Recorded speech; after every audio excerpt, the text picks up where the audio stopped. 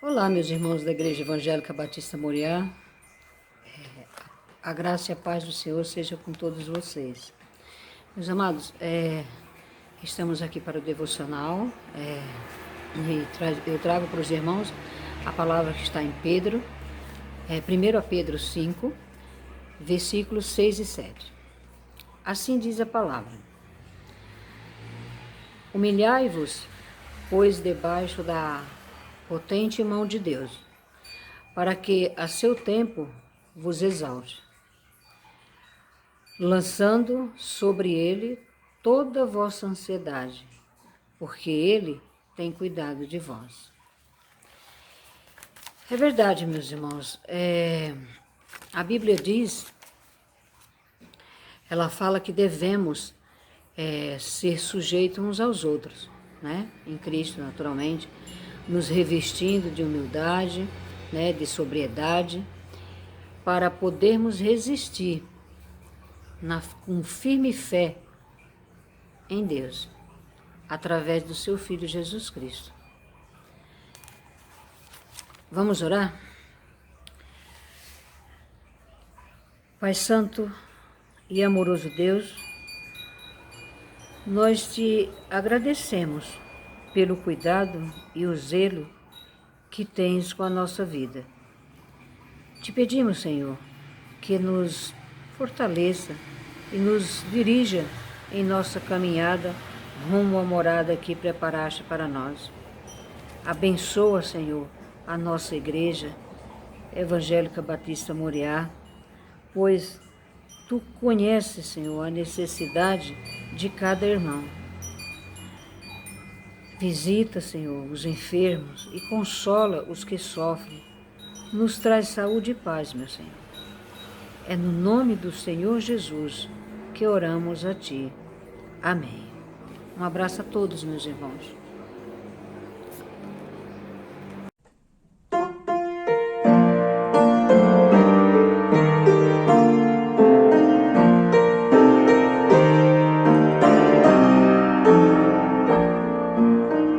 Senhor meu Deus, quando eu maravilhado contemplo a tua imensa criação, os céus da terra, os vastos oceanos, fico a pensar em tua perfeição.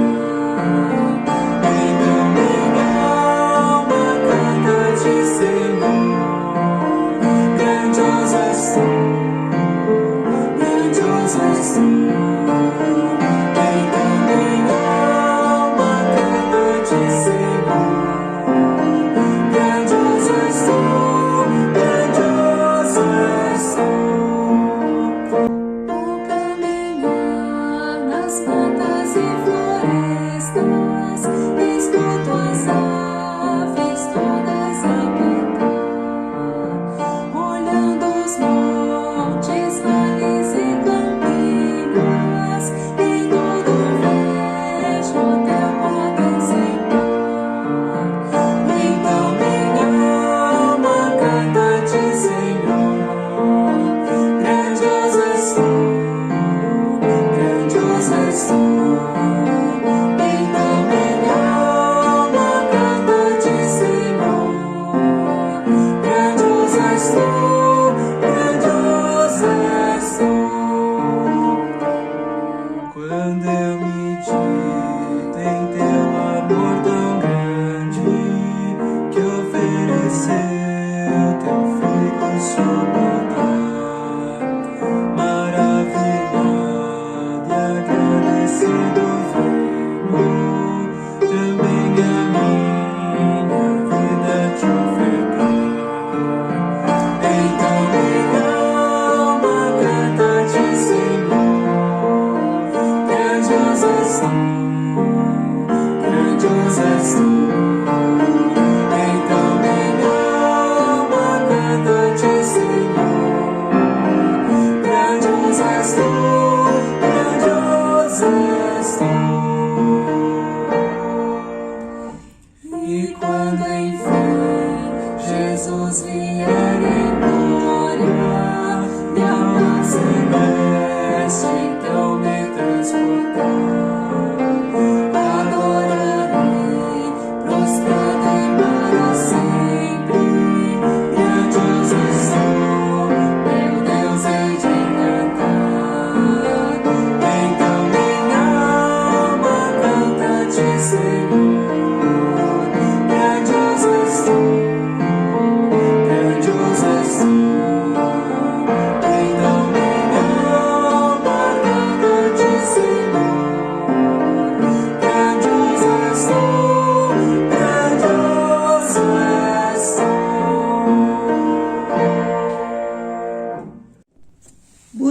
noite, queridos irmãos.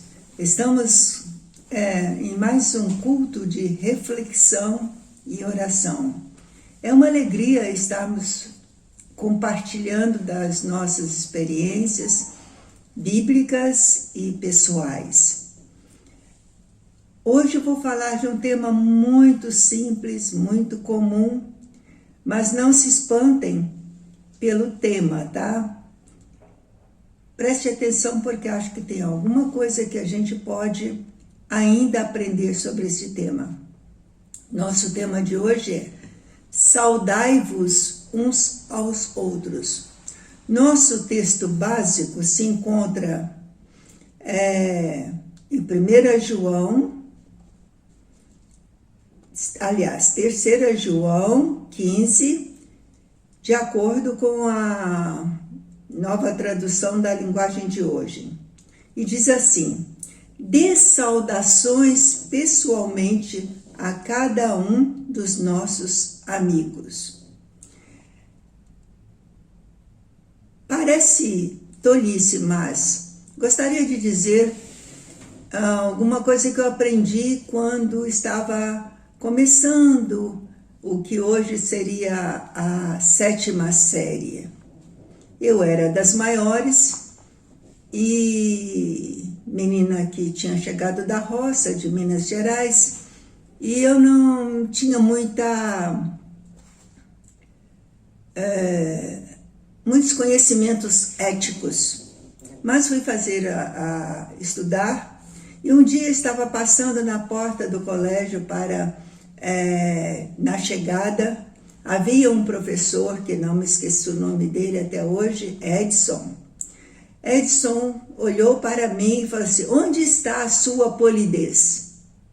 Eu olhei para um lado, olhei para o outro e fiquei pensando, onde está a minha, o quê? Aí ele falou assim: polidez. Eu falei assim: mas o que é isso? Eu não sei. Aí ele falou assim: a sua educação. Quando se chega num lugar, se cumprimenta quem está esperando. E eu estou dizendo que falta a você polidez necessária ao chegar em algum lugar. Eu guardei aquele dicionário, ficou na minha mente a importância de saudar alguém quando se chega a um lugar. Uma outra coisa também que eu aprendi na mesma época era o professor de história. Eu não sei por que razão, nem qual o momento, mas ele falou em classe que ele odiava o pedir desculpas quando a pessoa cometia uma falha sem prestar atenção. E ele deu um exemplo. Ele disse assim: você está no trem, nós viajávamos sempre no trem da Central do Brasil, superlotado, e ele falou assim: você entra no trem superlotado, aí vem alguém e pisa no teu calo. Você faz aquela cara de dor e o outro diz: desculpe. E ele diz assim: eu só desculpo por educação, mas que eu fico com a raiva danada daquela falha, é verdade. E essas duas coisas marcaram muito essa nova fase de vida, de estudante e de convívio com muitas pessoas que não eram da minha própria família. Uma vez, eu tive a dura experiência de uma irmãzinha tão simples, tão humilde, me cumprimentava sempre quando chegava à igreja, sempre tinha um sorriso, e um dia ela chegou muito triste. E eu notei a sua tristeza. E falei assim: a irmã está triste por quê? Porque você entrou naquele consultório ontem, eu estava na sala e você não me cumprimentou. Eu pedi desculpas, fiquei muito envergonhada. Falei assim: mas você não sabe por que eu não cumprimentei? Porque eu não vi a senhora. E segundo, porque eu ia passar na frente de todas aquelas pessoas que estavam na sala de espera e eu seria atendida de uma forma especial. Quer dizer, a irmãzinha não considerou o fato de que eu podia estar com vergonha. O que acontece é que ela precisava de ser cumprimentada e eu tive que pedir desculpas, envergonhada. Bem, para falarmos do tema saudai-vos uns aos outros, primeiro nós vamos saber o que é saudar. Saudarmos-nos uns aos outros é um reconhecimento externo, visível, da vida em união com Cristo, que mutuamente compartilhamos e do amor fraternal que temos uns para com os outros. É um mandamento recomendado pelo apóstolo Paulo aos Coríntios e aos Romanos. Ele diz: cumprimentem uns aos outros com um beijo de irmão ou um beijo santo. Isso está em 1 Coríntios 16, 20, 2 Coríntios 13, 12, Romanos 16, 16 e 1 Pedro 5, 14. Então não é uma coisa muito simples, há várias citações que reforçam exatamente este mandamento. Cumprimentem uns aos outros com um beijo de irmão ou com um beijo santo. Podemos reconhecer também este mandamento no encontro de Jesus com os seus discípulos depois da sua ressurreição. Ele chegou num ambiente, estavam todos os seus discípulos, e ele diz: paz seja com vocês. Assim como o Pai me enviou, eu vos envio. João 20, 21. Quando cruzamos no caminho de um irmão e ele passa para outra calçada ou fixa o olhar numa vitrine qualquer, sem mesmo dar um sinal de ter ouvido o seu amigável oi, ele acaba de lançar uma sementinha de irritação e discórdia.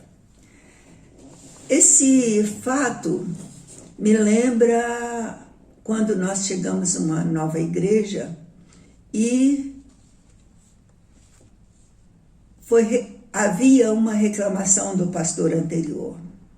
O pastor anterior era contra o fato das mulheres usar calça esporte na época. E se ele estava na rua e vinha uma irmã numa direção, e ele vinha na direção oposta, quando ele percebia que ia cruzar com esta irmã, para não parar, para não falar, para não dizer oi, ele atravessava a avenida para o outro lado e ia embora. As irmãs que costumavam usar roupa assim para o trabalho, elas ficavam muito constrangidas.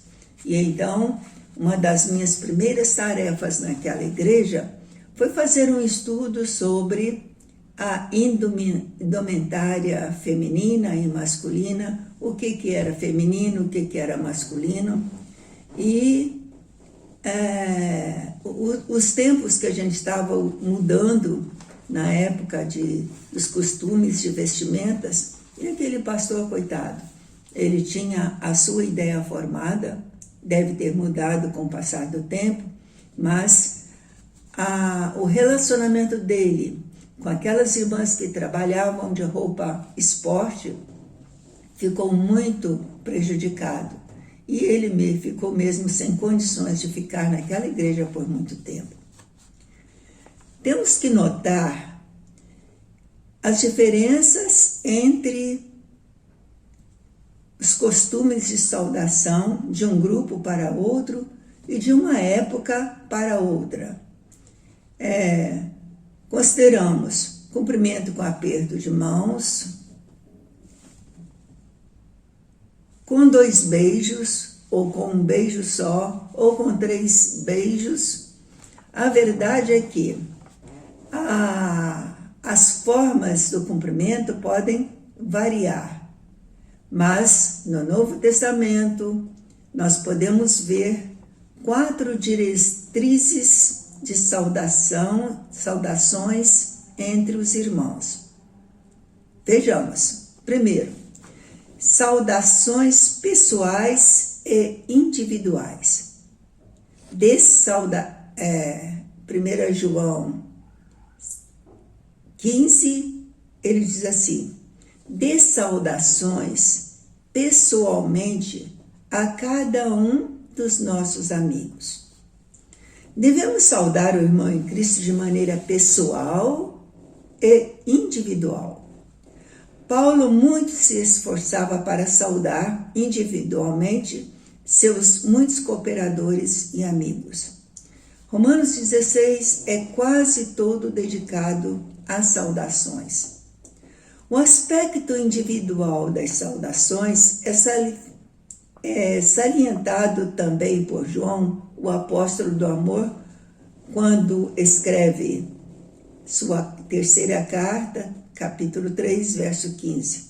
Ao que parece, os apóstolos criam que o amor cristão devia ser expresso de maneira pessoal e individual, sempre que possível. Assim deve ser até hoje. A chegada em cima da hora de começar o culto e sair antes de terminar a última música nos impede desta prática. E isso me lembra de um jovem portador de uma depressão séria, e em aconselhamento veio a possibilidade dele frequentar uma igreja para conviver com outras pessoas.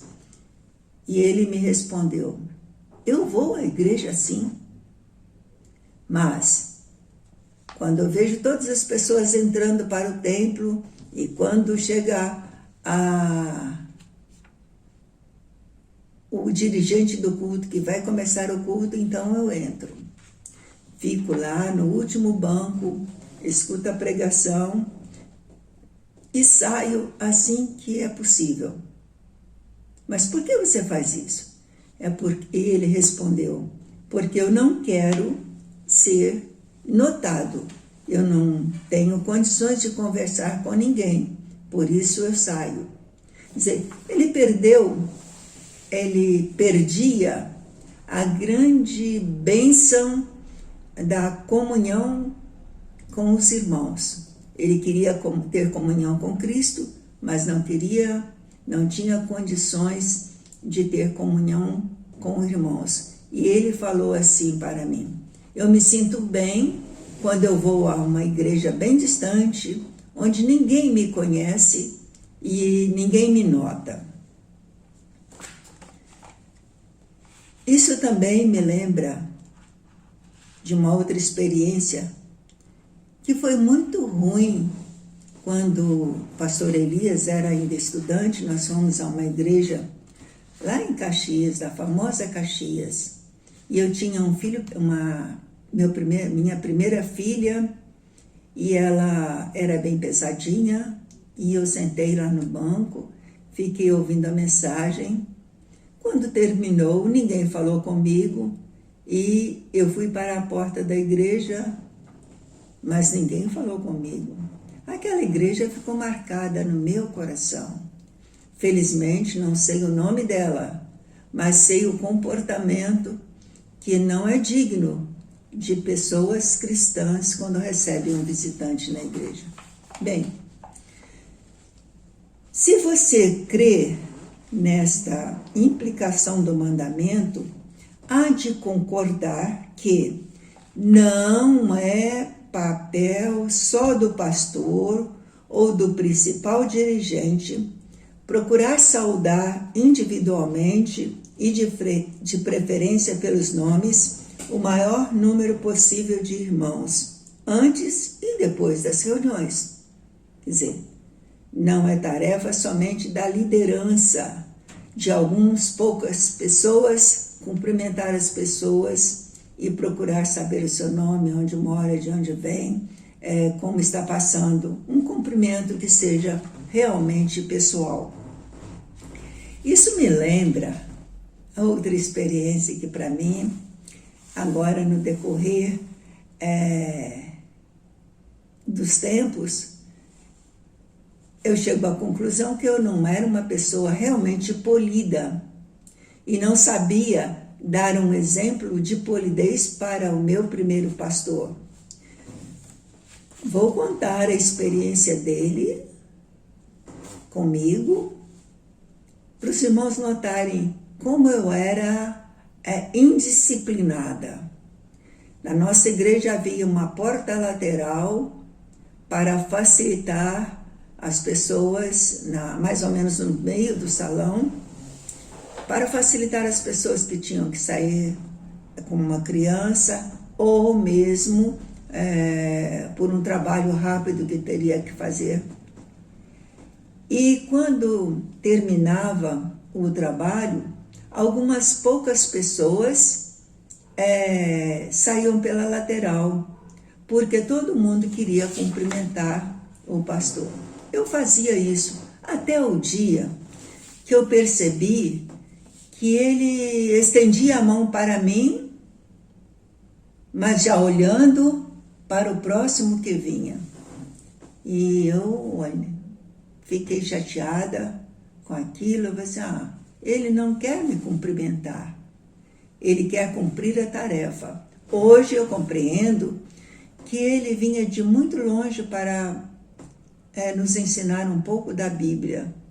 E ele tinha pressa de voltar para casa, porque também tinha que enfrentar quase uma hora dirigindo o seu carro até a sua casa. Mas houve falha. E um dia, quando estava na faculdade, encontrei com esse pastor. Ele era o secretário executivo do nosso campo fluminense. Eu fui fazer um trabalho e compraram as revistas, cheguei lá, ele era o secretário e fui cumprimentá-lo. E ele me pediu desculpas. Ele me pediu desculpas porque ele falou assim para mim: Iracema, me desculpa, você era uma jovenzinha e eu não acreditava que você era uma pessoa importante. Você realizava coisas importantes na igreja, mas eu não dei o devido valor a você como líder da igreja. E eu achei graça, ele chorando, e eu ria dentro de mim, porque se você não me valorizou, não foi como líder, é como pessoa, que você não demonstrou um sincero amor me cumprimentando com carinho. Bem, eu estou lembrando dessas coisas, não é porque elas me afetam hoje, é porque elas me afetaram durante a vida e eu as percebi prestando atenção no como a gente vivia. Bem, no segundo aspecto da saudação, vamos analisar saudações. As saudações devem ser oferecidas com imparcialidade. A igreja de Deus que está na cidade de Corinto, escrevo a todos os que, pela sua união com Jesus Cristo, foram chamados para pertencerem ao povo de Deus. Também aqueles que em todos os lugares adoram. 1 Coríntios 1, 2 e 3. O nosso Pai e do nosso Senhor Jesus Cristo estejam com vocês. Vou repetir a leitura direto. A igreja de Deus que está na cidade de Corinto, escreva a todos os que, pela sua união com Jesus Cristo, foram chamados para pertencerem ao povo de Deus. Também aqueles que em todos os lugares adoram o nosso Senhor Jesus Cristo, Senhor deles e nosso. Que a graça e a paz de Deus, o nosso Pai, e do Senhor Jesus Cristo estejam com vocês. Devemos saudar, então, com imparcialidade os irmãos. Porém, isso não significa que estamos impedidos de salientar na saudação ao grupo provas de especial amizade por certos irmãos ou expressões de reconhecimento de feitos excepcionais. Saúdem a todos os líderes, seus líderes, e a todos os santos. Os da Itália lhes enviam saudações. Isso escreveu o escritor aos Hebreus, capítulo 13, verso 24. O que significa isto, sim, é que não devemos ignorar a presença de outros irmãos menos conhecidos ou apreciados.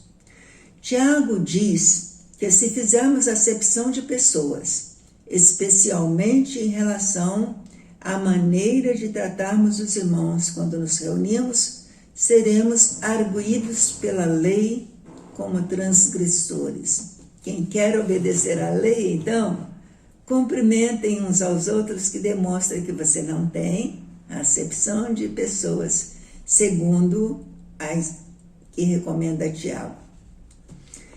Também existem as saudações mais formais. Esta está em Romanos 6, 12, diz assim: saudações a Trifenas e Trifosa, irmãs que trabalham no serviço do Senhor, e a minha querida amiga Pérside, que também tem trabalhado muito para o Senhor.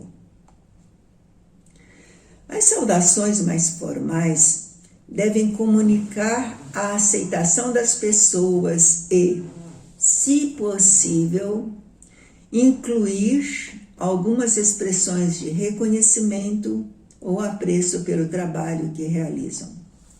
Às vezes, não reconhecemos com apreço as boas realizações dos outros, mas a Bíblia diz: a quem respeito, respeito; a quem honra, honra. Romanos 13, 7. Mas, interessante isso também, as saudações negadas. 2 João 10.